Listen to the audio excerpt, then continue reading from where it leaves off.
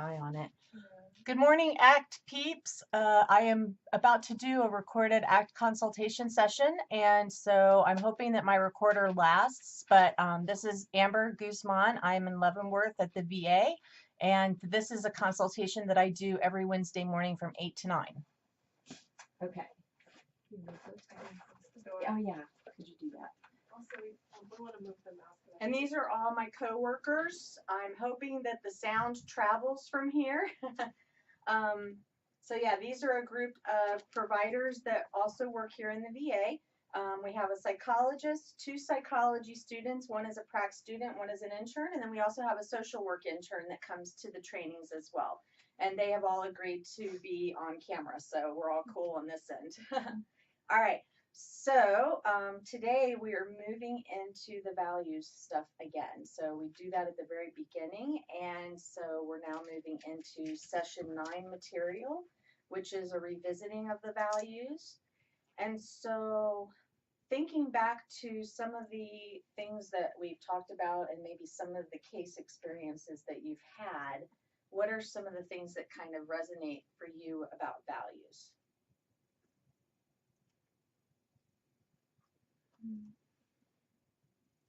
I think doing the matrix makes it really easy early on to get them thinking about ways that they have both moved toward and away from their values and having a really concrete direction for the rest of it. I feel like it's a good way to start, and it's been a really good way to almost end and reflect back as I move through the. Yeah, so it's a really good conceptualization tool, kind of keeps you focused and structured on what they've identified as important to them. Good, yeah. To add, I'll say that, especially with that population, we do a lot of work on not avoiding. And when they're working on that piece, there's a lot of stuff that they stop doing, but not necessarily things that they add to their life. So I feel like the retouching on the values helps them figure out what that direction is for them and where they can add things in their life that's meaningful for them.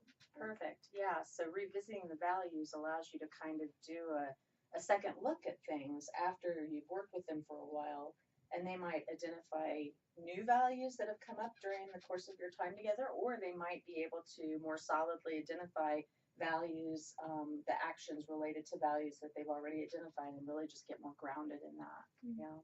Yeah, we talked about how sometimes at the beginning of working with somebody, a lot of values that people identify tend to be values that maybe they've been told they hold, rather than values that are actually, you know, it's not just like because of external influences. And so I think it's valuable to revisit them later on, because maybe they're more comfortable assessing what's actually important to them as an individual, rather than just what's told is important to them. Yes. Yeah, and I think that that's really important, because a lot of times they will discuss how they feel like they're obligated maybe to do certain things, but those things may not be. Oh, welcome. Have a seat. We're recording, just FYI. And so how those things might not necessarily be their values, and so helping them to figure out, are they doing these things because it's actually important to them, or are they doing these things either because it's somebody else's value and they might value that person, or because they feel obligated in some way to do those things. It's an expectation rather than something that they actually value. Good. Maybe adding to that, in what Caitlin said too about the population that we work with here, and they've had like this military life, and they had like just, then they came back and they did a lot of things that they're not necessarily proud of, and that's become part of their identity, and they can get kind of overwhelmed with the shame associated with that now that they're in recovery. And looking back, they're like, this is a part of me, and this has always been there. It just has gotten pushed down with all the stuff that I did, and depression and PTSD, and like all the different ways I try to cope with that. And it's always been there. Yeah. And so kind of getting back in touch with what's really important to them and what they really want their life to be about, I think. Yeah. And touching it again on it a little bit later helps maybe in the beginning, but then like later on in that now maybe I've worked through some of that and maybe I'm not quite as close and in the weeds with the shame part of it. I'm not so close holding that quite so closely. Yeah, I really like that. For a couple things. One, just this idea that they've lost touch with their values, maybe because of some of the things that they had to do or some of the things that happened, sort of the idea of shame, maybe moral injury.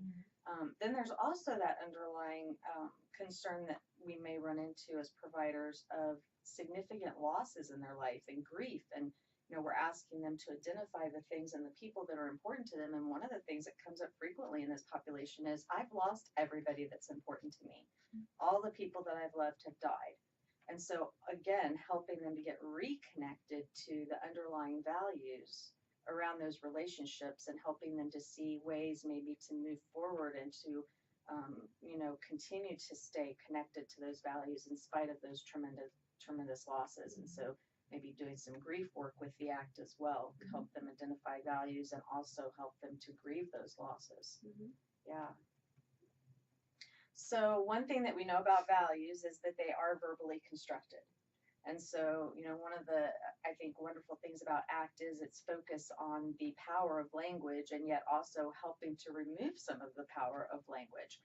One of the things that comes to play when we're talking about values is it's very easy to say that something is important to you. And unless you act on something that's important to you, all it becomes is words. It's just languaging. And so how might we explore with veterans some of the barriers that might keep them from moving from these verbal constructs, saying who or what is important to them, and actually moving into doing things that reflect that? What are some ways you can think of that we might creatively work with veterans to help them get more actively in touch with those values? With the group that I facilitate, so we talk about values in the beginning and more from like the bullseye perspective and like family, relationships, health, and then in the end we're talking about it more refined and more characteristics and more can't come up with the right word, but like a longer list. And so then we talk about it. So if this like yesterday was excitement was one that came up, and sexuality came up, and what was the third one that we talked about? Drawing a blank right now. But then we talked about, well, how can you get, if this is something that you value, how can you implement more of that into relationships or more into physical health? What are some things that you can do to get to start thinking about, I don't know, I'm not in the military anymore, so how do I get excitement into my life? And so then getting creative with the group on different ways that you could do that. Yeah. And I really like, too, that recognizing that excitement can be a value. A lot of our veterans value things like risk, adventure, curiosity. That's a lot of what drove them into the service. And so, unfortunately, a lot of times those values are acted on in not so helpful ways in their lives, and it might cause people around them to then kind of try to get them to tamp down on those behaviors, which might feel like they're stifling a value. And so some of what we might do is creatively work with them to identify what are some safe, maybe more adaptive ways that you can continue to pursue this value of adventure, of risk, of excitement in your life, rather than having to resort to risky behaviors that are life-threatening, or use of drugs or alcohol or gambling, or those types of things. So yeah, I think that it's a great idea to help them kind of boil down the value to very concrete, specific things. Because sometimes when they look at the value, it can feel really overwhelming. They might see this value and it's like this huge umbrella, but they haven't really figured out ways to act on it specifically. And so all they see is, this is what I want to be, but getting there seems almost impossible. And so if they feel too overwhelmed, they might not even try. They might just say, no, that's not for me. And so helping them to narrow those things down, I think, is great. And as providers, we have to tap into our own creativity a lot of times to try to think of some ways that, like, how might you be able to act on that value. And I think part of that is making like, you know, not necessarily like really huge things. Maybe like we talk a lot about, you know, if someone values their family but has grown distant from them, you know, something very simple that they can, well, maybe not so simple, but something tangible that they can do is, you know, pick up the phone and call them, you know, like those kind of things that are something you can do like today, not like in 5 years, but something that you can actually do today has been really cool to like work with people on doing. Yeah, definitely. I find that I use this metaphor a lot of like waiting until the next stage before your life can begin. And I always reflect back of like how many times when we were kids we say, once I move out of my parents' house, or once I'm done with school, or once I'm got my first job and live out on my own. Yeah. And we set these arbitrary kind of timelines for ourselves when really life is the journey, and pointed back there that today does matter and we can do things today, just like you were saying, those little steps do make a difference. Yes, and I like that, the life is a journey, because that really ties into some of the things that we're going to talk about with values today, of how we conceptualize those values. Because if they look at a value as an end point and they don't get to that end point, then of course, what does that mean? Failure.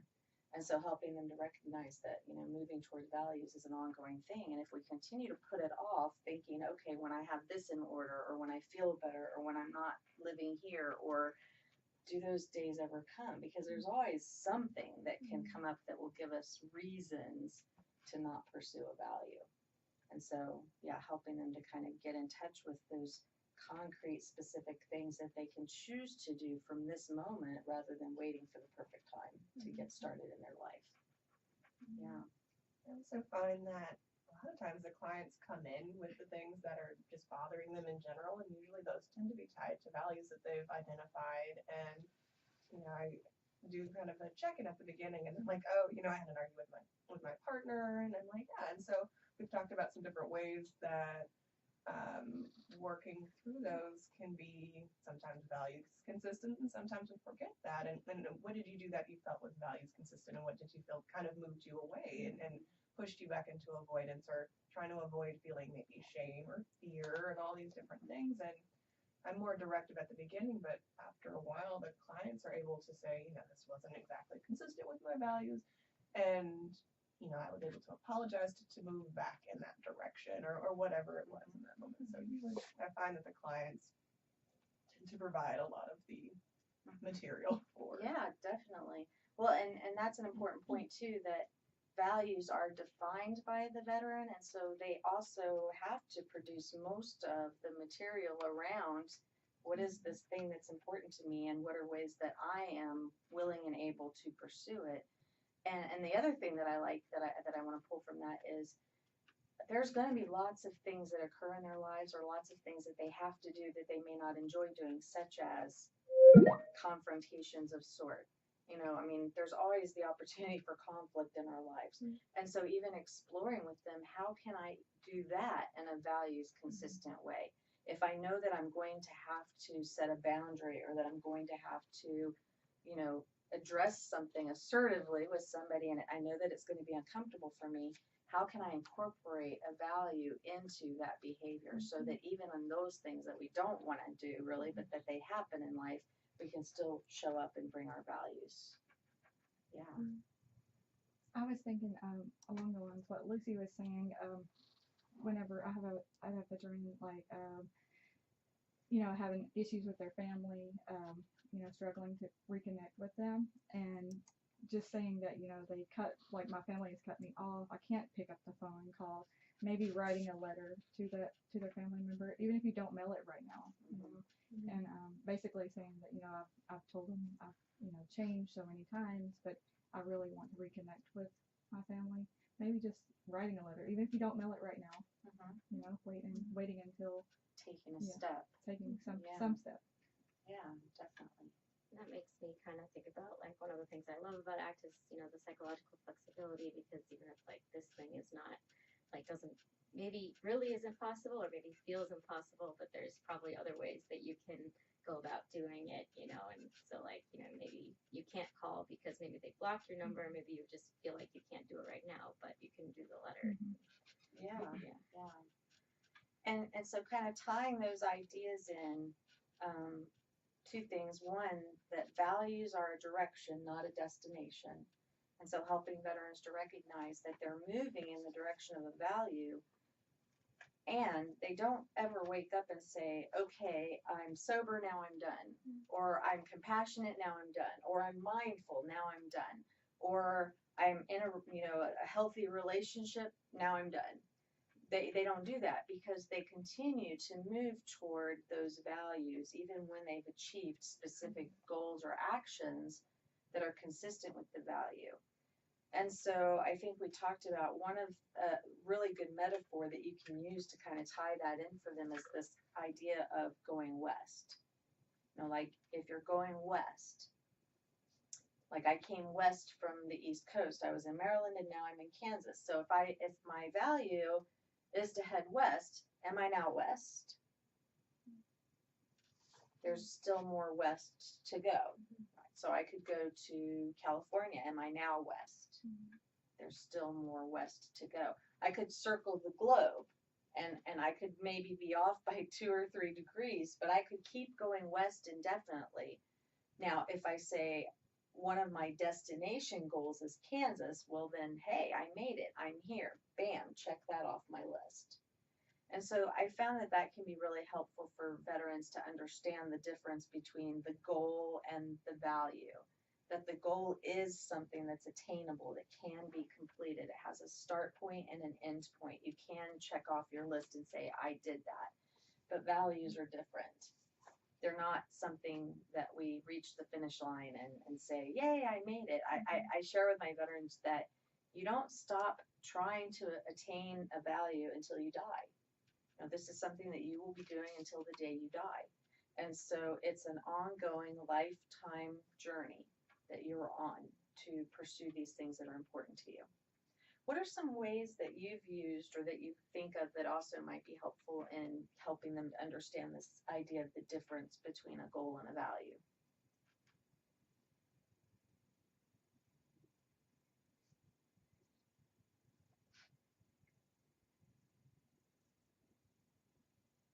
I'm thinking of like one of the examples that I throw out there is I'll say, what if I have the value of being a good wife?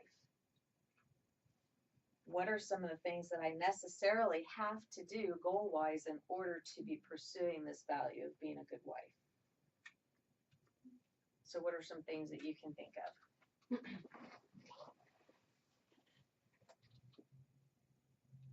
Good communication. So I might want to communicate well, which could also in its own right be a value of sorts. Yeah. But there's one very specific thing that I kind of have to do goal-wise in order to be a good wife. Get married. I have to get married, yeah. And so the moment that I walk down the aisle and say I do, I can say I have completed that goal. That goal is finished. I've done it. I am now married. At the point, though, that I say I do I then go, okay, I'm a good wife, now I'm done? No. It's just starting my journey. And so that's an example that I like to use with the veterans as well. Like if you have a value of being a good father, if you take your kid to a ball game, do you then say, okay, I've done something, I've been a good father, now I'm done? Or is taking them to a ball game an example of a goal that you might have set for yourself as an example of being a good father?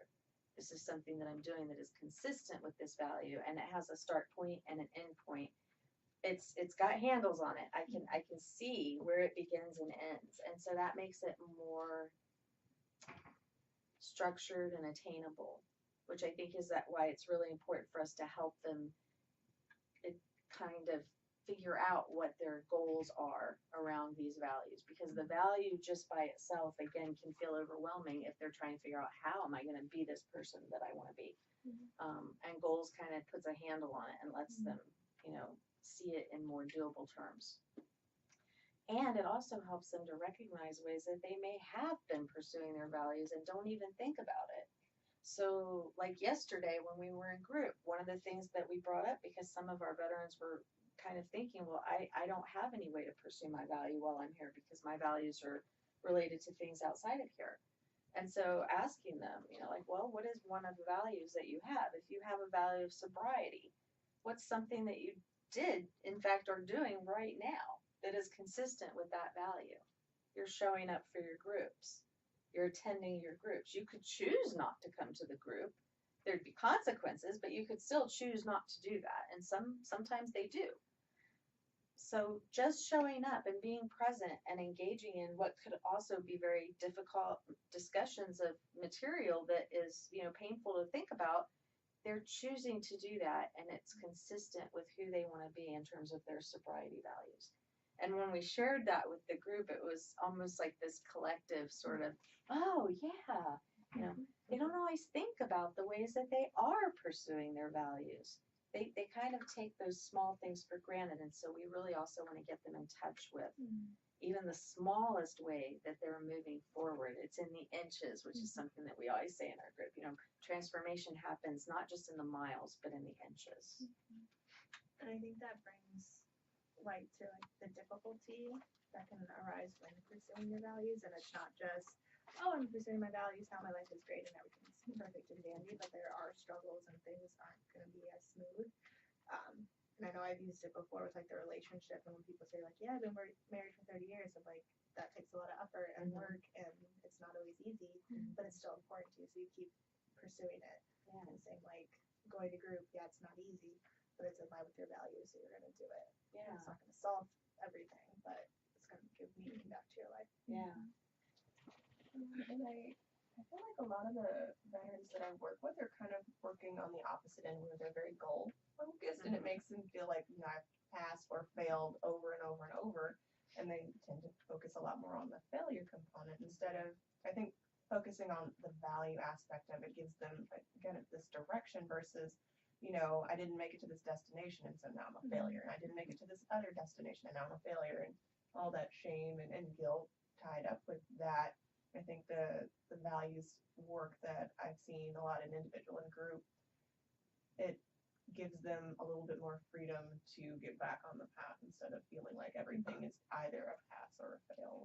Or even when you get to that passing point, you were talking about getting married, then maybe this feeling of emptiness or what do I do now?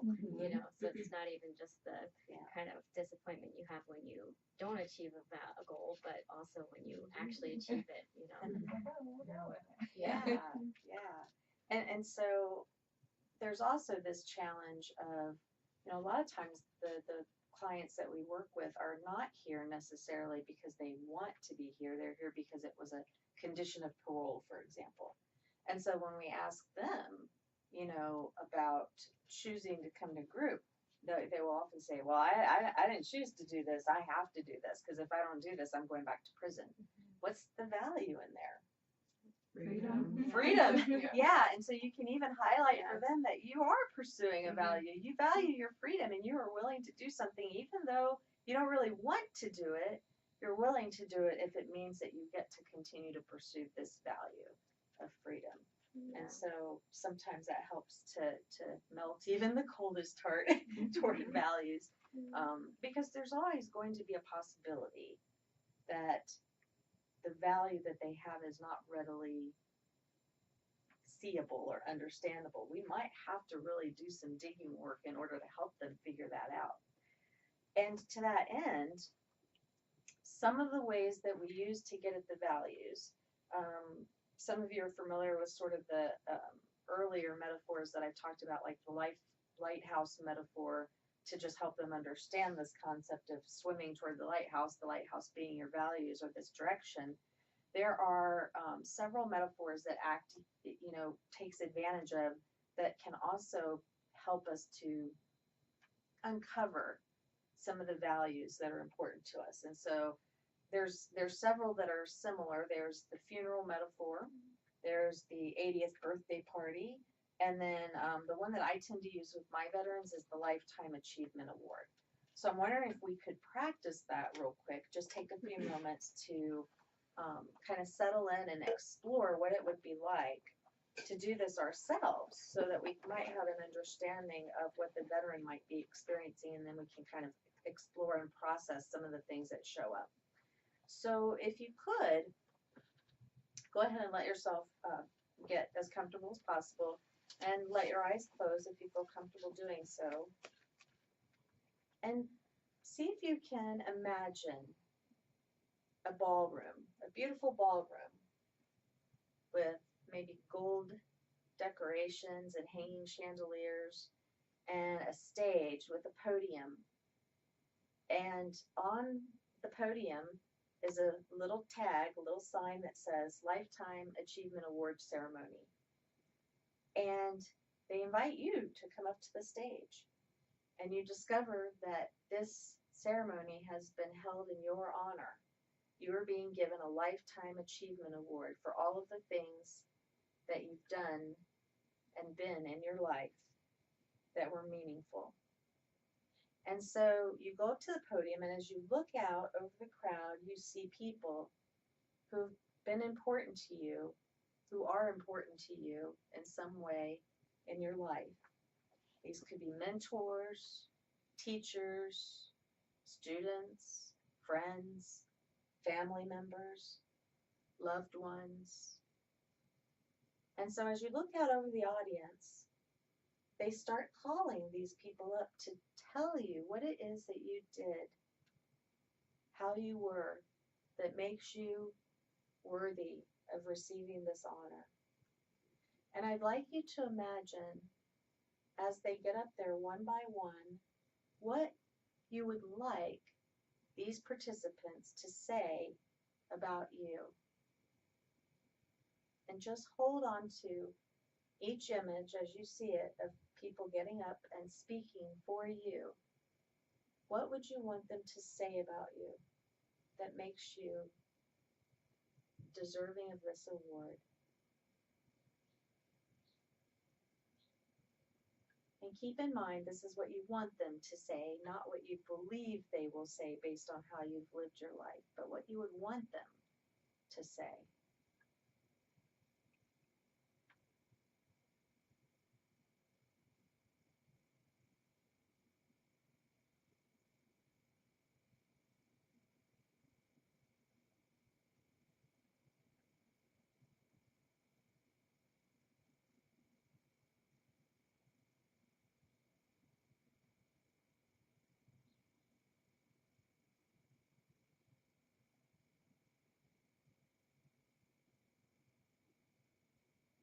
And so now allow the ceremony to come to a close. Open your eyes when you're ready. Who are some of the people that showed up? Husband?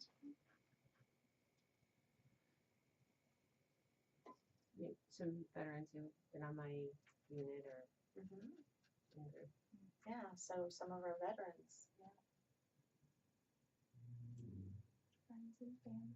Friends and family. I think I was kind of struggling because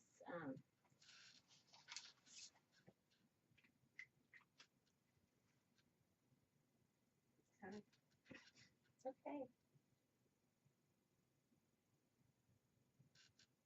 yeah, the person who showed up first for me was my ex-partner, Yeah. which I know will happen for veterans as well. Yes. And that's why I think it's so important that we can be in touch with those things ourselves, that we are human and we know what those experiences can be like. Yeah. Sometimes the people that show up for us are the people that aren't in our lives anymore, and that can be painful.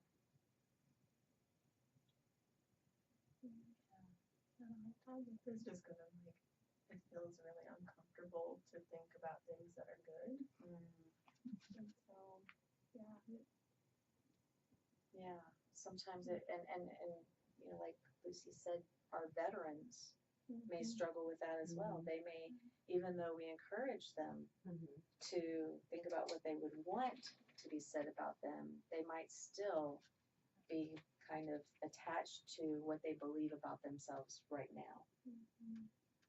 And they might also envision people there that are seemingly out of reach for them now, and so that can be painful. Maybe people that have died, maybe people that used to be in their lives but no longer are. So how would you, I guess, work with somebody on that who talks about, maybe that someone who needs the most, like this veteran I've been working with whose wife like left him, and she's really important to him, but she's not there for. So part of it, I think, is grief work, which is something that I advocate for veterans when they've experienced any kind of loss, to help them reconcile. And there's a lot of values work in grief work, because you're helping them to identify, what is my life going to look like now without this person in it? And even if it was not death related, if it was a divorce or a breakup, it's still a loss. And they still have to be able to envision what their life can look like as they move forward without this person in it. And so part of that necessitates identifying values. But the other piece of that is validating for them and recognizing, what are the values around that relationship? Because chances are those values haven't changed, and part of the pain is that they still have this need to act on a value, but the object of those behaviors is no longer available now. And so helping them maybe to understand the underlying value around those behaviors, and to explore with them, is it possible for me to still pursue these values in a way that may not look the way that I envisioned it looking, because this relationship didn't work out. And so, grieving that and recognizing that I still value some of these things. There's a reason why I loved this person. There's a reason why I treated this person, a certain way, or there's a reason why this connection matters. And so maybe exploring that somewhat with them. What else? The relationship part is easier for me than a parent. How would you deal with someone whose parent has cut them off? Yeah. And so a lot of our veterans actually do have relationships that they are no longer able to connect with, because maybe their substance use or other behaviors have led to family members cutting them off. And so one of the things that I like to do is explore with them, are there other values around that relationship that could be maybe shared in a different way? So are there people maybe in their life that they could use those family values in those relationships? How can they perhaps, like if the value, and I always ask them this, what was it about this that you valued most? Because I like to explore that. So even asking them, what was it about this relationship that mattered so much to you? And is it possible for you to take those values and apply them? So for example, compassion maybe, or unconditional love, companionship. Maybe they valued the same types of things like adventure, and it was nice to have a partner that, or a parent that fostered those values in them. Can they continue to pursue those values? And an example that I can use, which hits close to home, but again, I believe in being human with our veterans and letting them know that, we're all in this struggle together. The fact that I value being a mother and that my son died. And so what do I do with those values? Because if I can't have, kids, and I can't be a mother in this way that I conceptualized, how do I make that happen? How do I pursue those values now? And so I had to ask myself, what is it about being a mother that it is important to me? What is it about being a mother that matters? And so I was able to identify those underlying things like compassion, unconditional love, teaching someone, leaving my legacy. And I asked myself, is there a way that I can do those things even though it won't look in any way like I imagined? And I'm doing it. Every veteran that I work with, I can give them compassion, unconditional love, teach them, and in my own small corner, leave a legacy.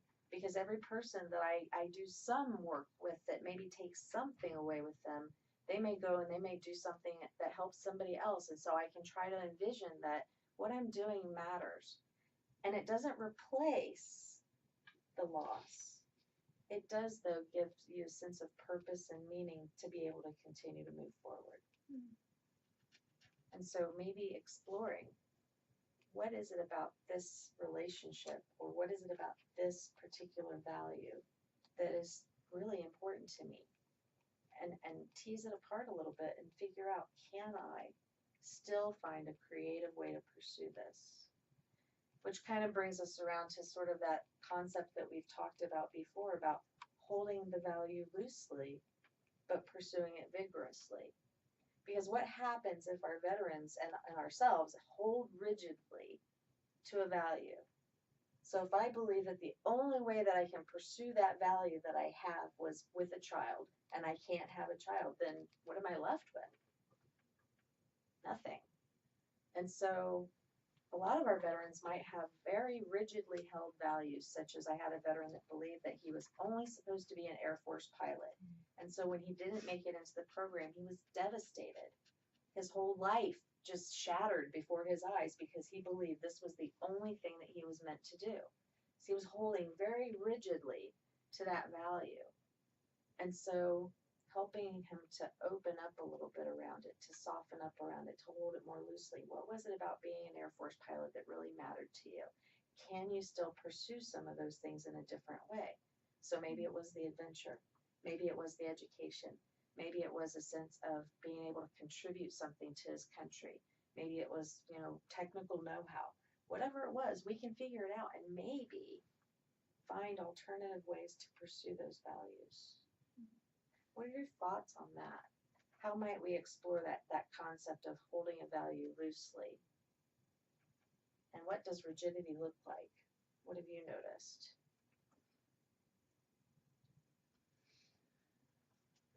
When you were talking, it just made me think of like a book and like different chapters in a book. And what you were saying, I struck this too of we can have chapters in our book kind of like our goals, and just because it's a new chapter doesn't mean that the other chapters didn't matter. And we can still live in a way that's consistent with us in this next chapter of our lives. And I think for me, it goes back for a lot of my veterans. We talk about like their career in the service and how sometimes they feel a sense of loss from just not being in the service anymore. And even though they went through so many tragic things within the service, they still value it. And so kind of connecting that back of even important things in our life that we value and that we hold dear can still be painful in different ways, and still losing it is still painful. And being able to grieve that loss that other people really don't recognize as losses all the time, being able to again move forward and find different ways to tap into those values. Definitely. I feel like I had a similar experience where it was like the veteran was not ready to be flexible around it, and so then I had to be flexible in the way that I approached what he wanted and needed from me in that moment. And I had this very like linear idea of what it looked like for him to get better around he lost his son, and he had so much anger, and every time I was trying to pull him in a direction toward the stereotypical, like these are the milestones or markers of improving, and that's just not where he was. And I allowed him at that point to just sort of be who he was going to be, and it ultimately ended up being him discharging and doing something different. But I might have viewed it more as a failure on my part if I hadn't kind of loosened up on what I defined as being better and helping. Like my value of helping had to be more open. Like I might have planted a few seeds. I might have, prepared him for his next therapist. I might have done some small thing in that way, which allowed me to not feel like he wasn't successful and I wasn't successful. So I think that's an excellent, excellent point. Because even we as ACT practitioners have values that sometimes we can hold rigidly, such as that helping value. One of the hardest things for new ACT practitioners to do is not try to help their patient feel better.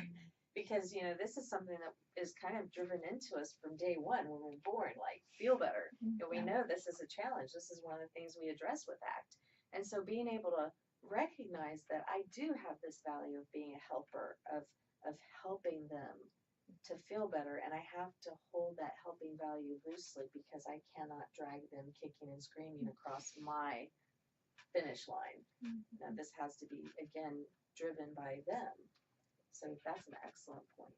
Yeah, and also like reframing the idea of like fixing someone and helping, 'cause helping seems to be like there could be small things, but when like I think I tend to jump to the fixing, like I want to alleviate all of your problems. And I know like a couple of things that have been really powerful for me in like learning ACT are like you were talking about looking to ourselves more than anything, and like those and you drill into us a lot is like usually when we're feeling like this client is not getting this thing or they're like looking to ourselves and thinking like it's usually a reflection of like the way that we're doing something or like our own discomfort, and by turning to that and also thinking okay, well, like what else can I do, and being flexible by ourselves, and then also like embracing the idea that like human suffering is like inevitable. I know in group on Monday you were talking about how like, and there was one guy who gave a really, really good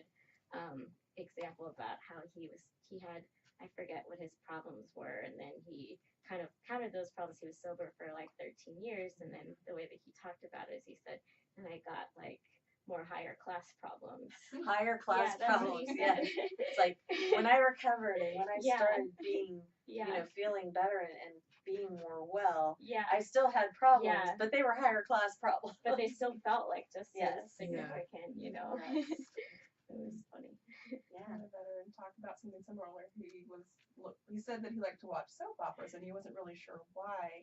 And he figured out it was that they didn't have the same, like, paying the rent kinds of problems. But he figured out they have these really complicated relationships with them, and they don't have problems. They go looking for problems. They need new ways to replace their old ones. Yeah. He found that interesting. Yeah.